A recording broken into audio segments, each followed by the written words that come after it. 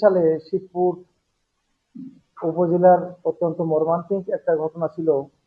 সাবেক উপজেলা চেয়ারম্যান জনাব হারুন রশিদ খান, যিনি বীর মুক্তিযোদ্ধা ছিলেন, তার হত্যাকাণ্ড এবং তিনি নিজ বাড়িতে নৃশংসভাবে হত্যাকাণ্ডের শিকার হয়েছিলেন। এই মামলাটি দীর্ঘ তদন্ত প্রক্রিয়া শেষে পিবিআই নরসিংদী কর্তৃক আদালতে 12 জন সংশ্লিষ্ট ব্যক্তির বিরুদ্ধে চার্জশিট দাখিল করা হয়েছে। এই সার্বিক তদন্ত প্রক্রিয়ায় পিবিআই হেডকোয়ার্টার নিবিড়ভাবে তদারকি করেছে এবং এই মামলায় 2 নম্বর আসামি মহসিন মিয়াকে আমরা ইতিপূর্বে দুবাই থেকে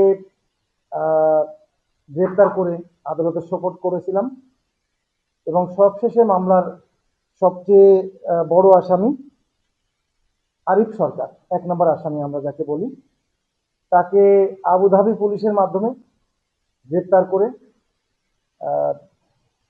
সংশ্লিষ্ট বিচারিক আদালতে তাকে সোপর্দ করা হয়েছে, সেখানে প্রেরণ করা হয়েছে। এই কার্যক্রমে মূলত আমাদের দিক নির্দেশনা এবং সহায়তা দিয়েছেন পিবিআই হেডকোয়ার্টার্সের ঊর্ধ্বতন কর্মকর্তাবৃন্দ, পুলিশ হেডকোয়ার্টারের এনসিপি শাখা এবং আবুধাবি পুলিশের সংশ্লিষ্ট শাখার কর্মকর্তাগণ। আমরা এই তদন্ত কর্মকাণ্ড সফলভাবে সমাপ্ত করতে পেরেছি। মামলাটি এখন আদালতে বিচারাধীন রয়েছে। বিচার প্রক্রিয়ার অংশ হিসেবে এটা প্রেরণ করা হয়েছে।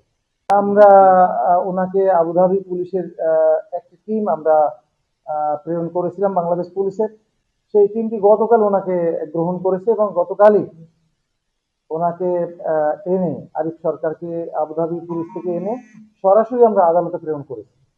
চার্জশিটটা গত নভেম্বরে আমরা দাখিল করেছি। এরপর পরবর্তীতে আমরা আস্তে আস্তে এই প্রক্রিয়াটা শুরু করেছিলাম আমরা। তো এই প্রক্রিয়া শুরু করতে জানেন তো, একজন ব্যক্তি আবুধাবি থাকলে তাকে আনার প্রক্রিয়াটা খুব সহজ নয়। তো আমাদের পিবিআই হেডকোয়ার্টার থেকে ঊর্ধ্বতন কর্মকর্তাবৃন্দ সবসময় এই ব্যাপারে অ্যাক্টিভ ছিলেন এবং পুলিশ হেডকোয়ার্টার্সের এনসিপি শাখা ইন্টারপোলের মাধ্যমে এই প্রক্রিয়াটি সব সময় এটা তদারকি করেছেন। সবশেষে আমরা গতকাল এই সাফল্য অর্জন করতে পেরেছি। উনি এই প্রক্রিয়ায় প্রধান আসামি হিসেবেই উত্থাপন করা হয়।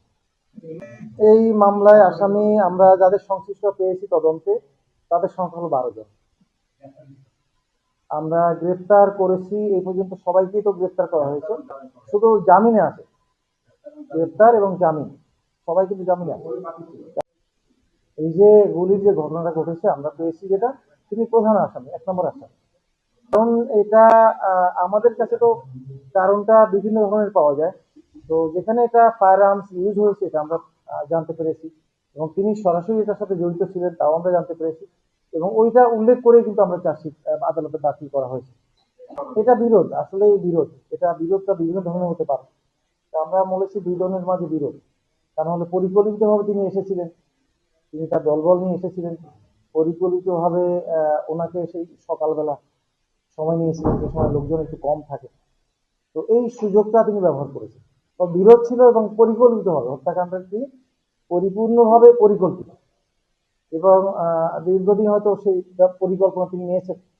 নেওয়ার ফলে এক পর্যায়ে অত্যন্ত চমৎকার সুযোগ তিনি তৈরি করেছেন, একটি ভালো সম্পর্ক তিনি তৈরি করেছিলেন মরহুম হারুন রশিদ খান ওনার সাথে এবং সেই সম্পর্কের সূত্র ধরেই এই তিনি তার যে